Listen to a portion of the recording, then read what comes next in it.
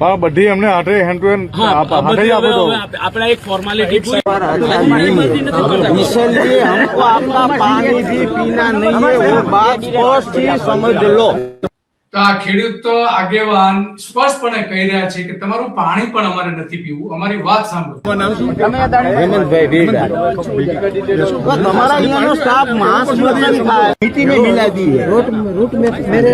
अरे यार देश में कई उद्योग होते अच्छे हुए, रतन टाटा जी को सेल्यूट करते हैं, गौरव है हमारे देश के ऐसे कॉर्पोरेट जगत के। कम से कम इज्जत तो होनी चाहिए ना, किसानों के साथ कैसे बात करनी है, क्या करना है। किसान तो अपराधी है। ये नंबर पे कौन बैठा है, मेरे को उसका मुंह दिखाओ।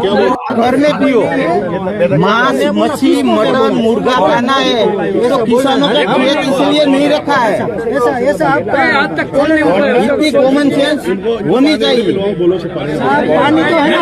આ ખેડૂતોને પણ આપણે જોયા કે એ ચા પીવા પણ ઇનકાર કરે છે અને તમે પણ કહ્યું કે ચા પણ પીવા તૈયાર નતા।